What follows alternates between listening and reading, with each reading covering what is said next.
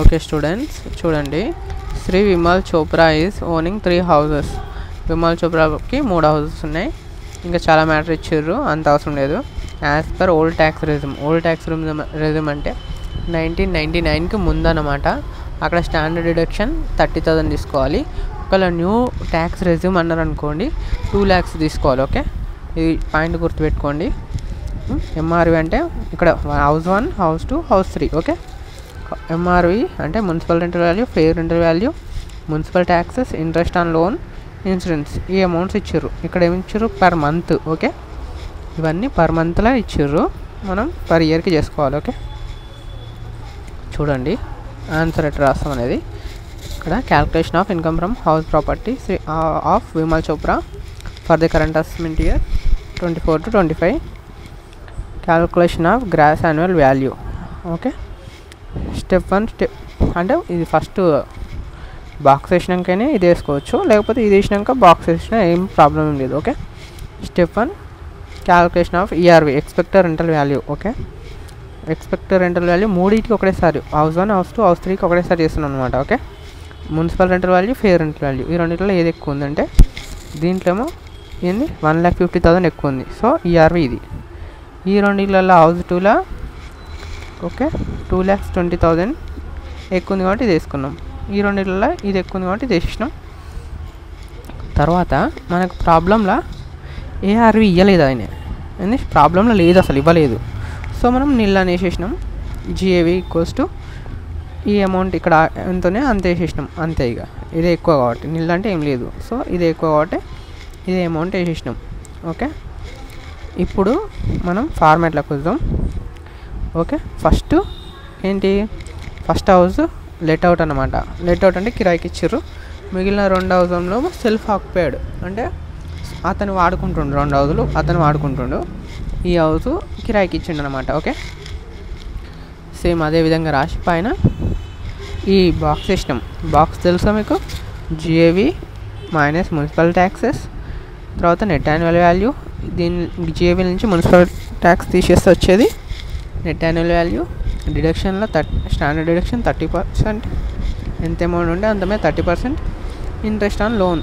Okay, first హౌస్కైనా ఎంత loan తీసుకున్నాడో చూద్దాం. ఓకే, ఇంట్రెస్ట్ ఆన్ లోన్ ఎంత తీసుకున్నాడు? 14,000 తీసుకున్నాడు ఆయన.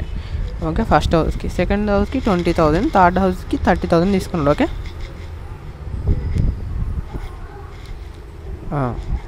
అయితే అది తీసేసినాం. ఇంట్రెస్ట్ ఆన్ లోన్ ఫస్ట్ వేసేయాలి, ప్రాబ్లం అయిపోతుంది. ఓకే, తర్వాత ఇది జిఏవి క్యాల్కులేషన్ చేయాలి కదా, చేసినాం కదా ఇక్కడ. ఇదిగోండి ఫస్ట్ హౌస్ది ఇక్కడ వేసేసినాం. తర్వాత మున్సిపల్ ట్యాక్స్ ఎంత ఇచ్చిండు? ఇగో ఇక్కడ మున్సిపల్ ట్యాక్స్ ఇచ్చిండు 1,800. ఓకే, జేవి దీన్ని మైనస్ చేస్తే మున్సిపల్ ట్యాక్స్, జేవి నుంచి మున్సిపల్ ట్యాక్స్ మైనస్ చేస్తే వచ్చేది నెట్ యాన్యువల్ వాల్యూ.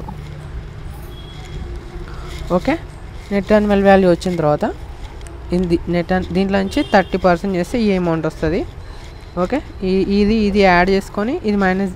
ఓకే, ఇది యాడ్ చేసుకొని ఈ అమౌంట్లో నుంచి మైనస్ చేస్తే ఈ అమౌంట్ వస్తుంది. ఓకే, తర్వాత ఈ నెక్స్ట్ స్టెప్లకు కూడా మనకు ఈ సెకండ్ హౌస్కి, థర్డ్ హౌస్కి కూడా అమౌంట్ రావాలి కదా, ఇంట్రెస్ట్ ఆన్ లోన్. సో ఇక్కడ చూడండి, interest on loan house 2. Okay, house 2కి ఎట్లా తీసుకోవాలి? డిడక్షన్ తీసుకోవచ్చు, list of the following. Actual interest ఎంత? 20,000 ఇచ్చారు.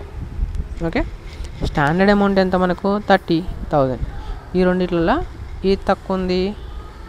సో యాక్చువల్ ఇంట్రెస్ట్ మనం తీసుకున్నాం ఇక్కడ. ఓకే, తర్వాత హౌస్ 3కి అనమాట. ఓకే, హౌస్ 3కి తీసుకునేటప్పుడు చూడండి, చెప్తే ఇప్పుడు చూడండి ఎంత మనకు. ఇక్కడ హౌస్ 1, హౌస్ 2 ఉంది కదా, హౌస్ 1, హౌస్ 2 ఉంది కదా. హౌస్ 1, హౌస్ 2 కలిపి 30,000 రావాలి. 30,000 కంటే ఎక్కువ రావద్దు, తక్కువ రావద్దు మనకు. ఎందుకంటే స్టాండర్డ్ అమౌంట్ మనకు 30,000 కదా, అంతే రావాలి. ఓల్డ్ ట్యాక్స్ రెజ్యూమ్ ప్రకారం 30,000 రావాలి ఈ రెండింటిని యాడ్ చేస్తే. ఓకే, అట్లా అన్నమాట. ఓకే, సో రెండవ హౌస్కి deduction equals list of the following. Actual interest, standard amount. Okay, ఈ స్టాండర్డ్ అమౌంట్కి 10,000 ఎందుకు ఇచ్చినామంటే ఇక్కడ ఎంత అమౌంట్ ఉంది, 20,000 కదా. 20,000 నుంచి స్టాండర్డ్ అమౌంట్ ఎంత యాక్చువల్గా 30,000. 30,000 నుంచి 20,000 తీసేస్తే వచ్చేది 10,000. అట్లా అనుకొని ఇక్కడ వేయచ్చు అమౌంట్. ఓకే, లేకపోతే మీకు అర్థం కాకపోతే ఇట్లా ఏం చూసుకోండి, ఇక్కడ ఈ 2 హౌజులకు కలిపి ఎంత కావాలి, 30,000 కావాలి. సో ఈ 2 హౌజులకు కలిపి ఇక్కడ 20,000 అయితే ఇక్కడ మిగిలింది ఎంత, 10,000. అట్లనే వేయచ్చు. ఓకే, వేసేసిన తర్వాత ఈ అమౌంట్ ఉంటుందిగా, ఈ అమౌంట్ని మొత్తం ఈ 3 అమౌంట్ని అంటే ఈ అమౌంట్ నుంచి ఈ అమౌంట్ తీసేయాలి. ఓకే, అప్పుడు మనకు టోటల్ ఇన్కమ్ ఫ్రమ్ హౌస్ అనేది కరెక్ట్గా వస్తుంది అనమాట. ఓకే, ఇప్పుడు ఫస్ట్ హౌస్ లెట్అవుట్కి ఇస్తే ఇట్లుంటుంది సిచ్యువేషన్. ఒకవేళ సెకండ్ హౌస్ లెట్అవుట్కి ఇస్తే, ఒకవేళ థర్డ్ హౌస్ లెట్అవుట్కి ఇస్తే అప్పుడు ఎట్లుంటుంది అనేది చూద్దాం. ఓకే, ఫస్ట్ హౌస్ లెట్అవుట్కి ఇచ్చిండు ఇక్కడ, నెక్స్ట్ టైం సెకండ్ హౌస్ లెట్అవుట్కి ఇచ్చి first house third house self occupied అనమాట. ఓకే, చూడండి.